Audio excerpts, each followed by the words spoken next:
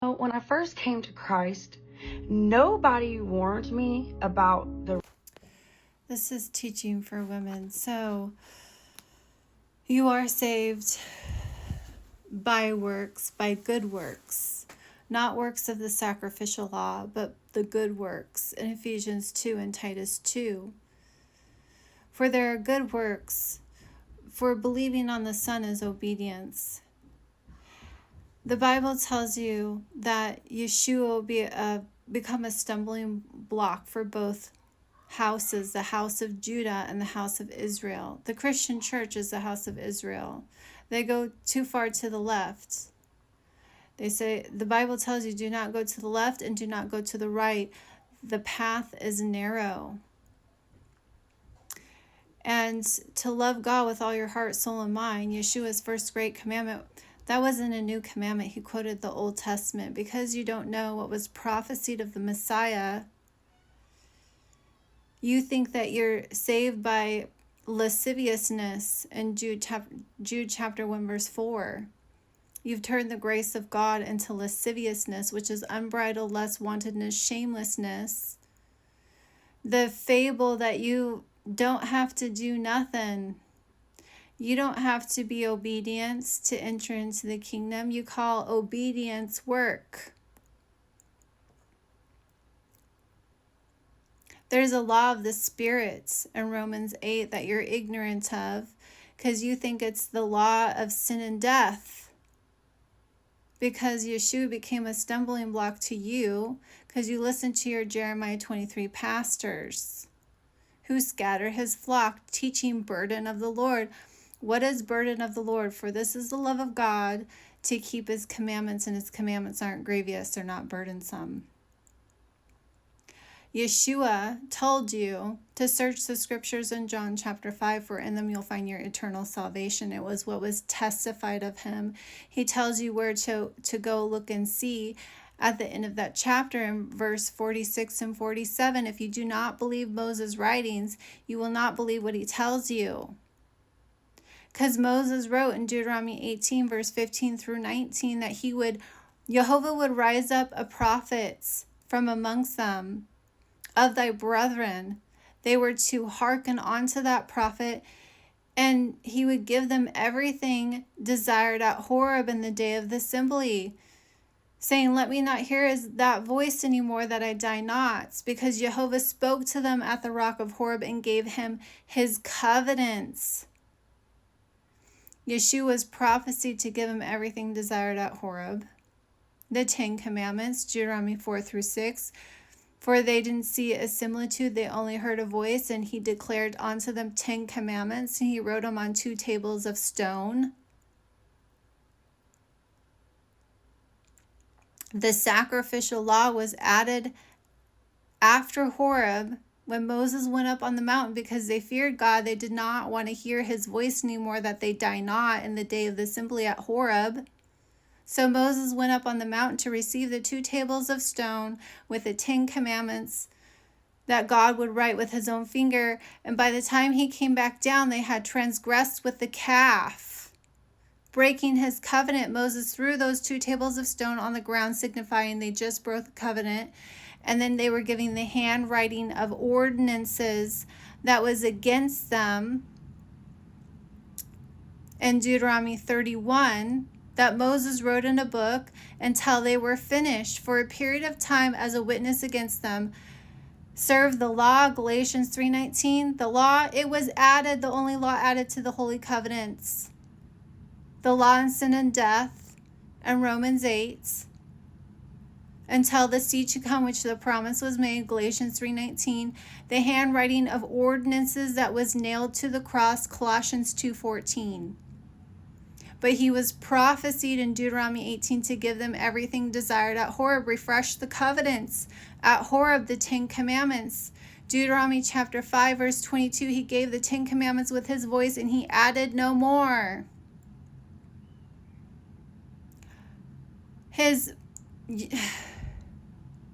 yoke is easy, his burden is light, because he nailed the handwriting of ordinances to the stake. So now we only have to keep the 10 commandments. The law of spirit in Romans 8 that you're ignorant of because you haven't read John 14, how to believe on the Son for everlasting life. He says, John 14:12, him who believes on me, the works that I do, he will do also, in greater works, because he goes up to the Father. If you love me, keep my commandments. And I pray to the Father to send you a second comforter, another comforter, the Spirit of truth, the law of the spirits, that will teach you all things. But you have to love him first and keep his commandments. There's an if and an and. If you do this, and I will do this. The law, the spirits of truth is not given to all men like grace is. The spirit of grace has been given to all men, Titus 2, teaching them to deny sin and lust of this world so they can live righteously, which is Yeshua's first and great commandments. To love God with all your heart, soul, and mind. He quoted Deuteronomy chapter 6, verse 5, right after they received the 10 commandments with Jehovah's voice at Horeb. Deuteronomy chapter 6, verse 5, love the Lord thy God with all thy heart, with all thy soul, with all thy might. Keep the 10 commandments in your heart. Teach them to your children. Verse 25, it will be your righteousness, your eternal salvation, what was testified of him to do, to give you what was desired at Horeb for you to keep. The law of spirits, because there's a spirit that comes with your obedience to the 10 commandments. The Spirit of truth that will teach you all things. James chapter 2, the royal law, his second commandment, to love thy neighbor as thyself, it fulfills all, because he quoted Leviticus 19:15 through 18.